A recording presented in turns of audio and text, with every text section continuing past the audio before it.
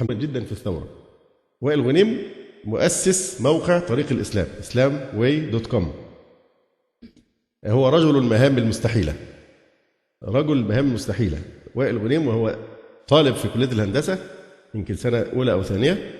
هو وحده أسس أكبر موقع إسلامي سلفي على الإنترنت، أو يغلب عليه السلفية. واضح؟ فكل هذا الموقع هو أسسه وحده. يعني أنا أعرفه طبعا معرفة وثيقة جدا، كان يزورني باستمرار، وكان والده بيزورني، وأنا زرته في بيته في القاهرة. يعني أنا أعرفه معرفة جيدة جدا. صحيح انقطعت علاقتي بيه من حوالي 9 سنوات، وذهب ليعمل في الخليج في جوجل. ما أدري هل حصل تغير في أفكاري أم لا، لكن أنا أقول يعني اللي هو بيعتبر أعتقد رقم 1 في قادة الثورة. مش عايز أقول أسماء تانية يمكن ما يحبوش أن أقول أساميهم، من قادة الثورة في اسكندرية وفي القاهرة وفي غيرهم. في أشياء مش من حقي أن أتكلم بكل ما عندي حتى أستأذن أصحابها. فعملية الأسلوب الغوغائي اللي دلوقتي لعبة البليم جيم بقى، كل أنت ما جيتش، أنت مش عارف، ما حضرتش. صحيح حصل تردد في موقف الدعوة، هو مش تردد، هو تغير للموقف طبقا لحدوث متغيرات كل يوم.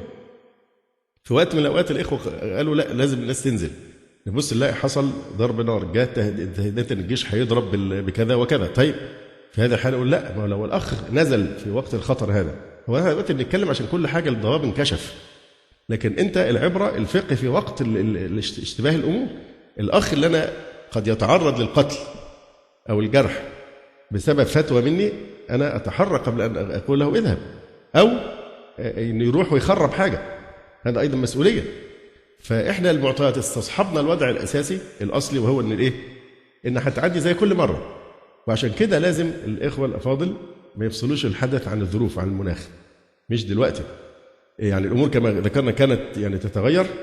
بعد ذلك حصل تعرفون الثوره عدت مراحل كثيره جدا. وبعدين لما نتامل وضع بتاع ليبيا نجي نعرف رحمه ربنا بينا سبحانه وتعالى. خطر جدا يا جماعه، وبالذات إخواننا في الثورة، الشباب الثورة الذين هم منا ونحن منهم. خطر جدا أن تغتروا وأن تنسبوا الفضل لغير الله. هذا الثورة لا يمكن كانت أن تنجح إلا بفضل الله سبحانه وتعالى. فعبارة لا حول ولا قوة إلا بالله هي التي عملت هذه الثورة. وقوله تعالى وما رميت إذ رميت ولكن الله رمى. فالذي دبر هو الله سبحانه وتعالى، هو الذي حرك قلوب هؤلاء الناس ودفع عنهم كثيرا من الأشياء التي كانت يمكن أن تؤدي إلى استئصالهم، سواء من الشرطة أو من البلطجية أو من الجيش نفسه. ده كان أكبر خطر.